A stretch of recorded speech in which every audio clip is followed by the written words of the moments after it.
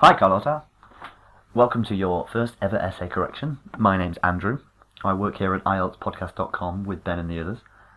What we tend to do with these single essay corrections is give you some very brief feedback on how you're performing against the mark scheme. Now, if you want to make significant progress with writing, it takes repetitive corrections over and over again. This is because in order to write well in academic essays, you need to develop the skills of a proofreader. You need to be able to spot your own mistakes and correct them before submitting the work. If you want to achieve something like a level 7 or level 8, you're only allowed very, very few mistakes.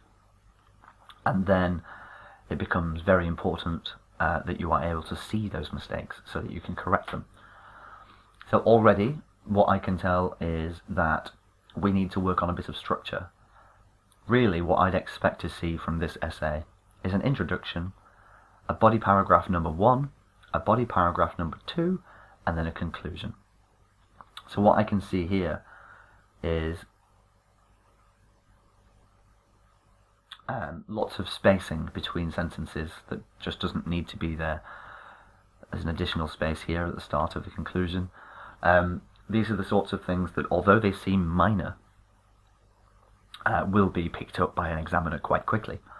But first, let's have a good read through and see if we can pick up some grammatical errors, some errors in word choice, and get you moved along slightly. So it is known that international marketing can be believed as a way of invading the other nation. So I would say some believe that international marketing is intrusive.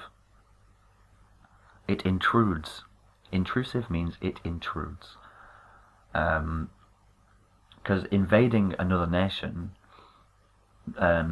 insinuates war and violence, and international marketing is not about violence. Invade is a violent intrusion. Intrude is just to be unwelcome. To intrude is to be unwelcome. To invade is to intrude violently. So let's make sure we are careful with those. However, it is also said that it could have certain economic benefits. Cool. I would say it is also said that it could have certain economic benefits by way of exchanging languages and culture. From my point of view, I strongly believe that international marketing has countless benefits. This is totally unnecessary. Has countless benefits.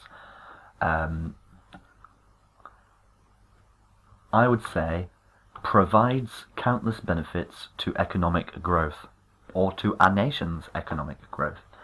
International marketing, no need for that comma.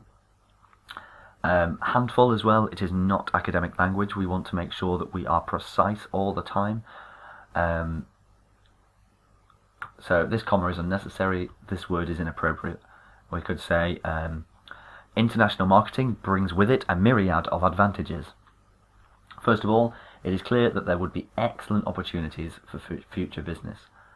How? So in IELTS, in academic writing, what we're measured on is how well we introduced, expanded and supported and explained each and every idea. So if you want to talk about the opportunities for businesses, then that's what the whole paragraph needs to be about. If what this paragraph is supposed to be about is all of the advantages of international marketing, then you're going to find yourself with a very big paragraph. Because international marketing is a discipline. It's an area of study. It's a professional area. Millions of people work in international marketing. So if you want to talk about all of the advantages of international marketing, you are going to need your own essay, like a long one. So here we just need to pick one idea. A single idea. How do we communicate that international marketing has advantages with only one example, or maybe two examples? So a body paragraph represents one idea. Remember that. The first sentence introduces it, the second sentence expands into it, the third sentence supports it with a real-world example, and then the fourth sentence explains it, it summarizes it and says, see, I was right, this is what I mean. So the reason we only need 2 body paragraphs is because we only have 2 points of view to discuss. Is it an intrusion into the country? Or is it a necessary form of education? So do you argue for or against this? And do you argue for or against this? And then those are your body paragraphs. First body paragraph, international marketing. You're saying it's good here in your first paragraph. So what we want to do is just reference these.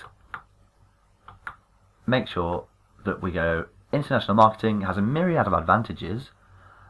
Explain all of these with support, and then explain them at the end.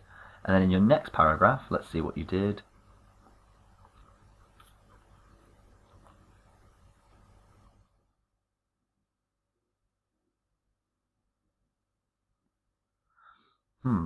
So you've gone double good. You've said, I am for international marketing, I am for international marketing. So if you're saying you're for international marketing, you need to reference why it is not invasive and intrusive.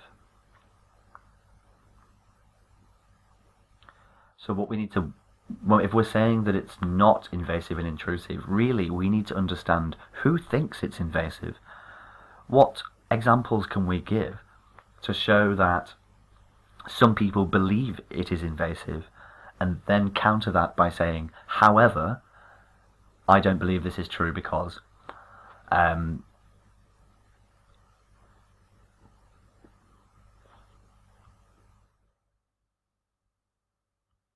this way you answer every part of the question and you have a well-rounded idea.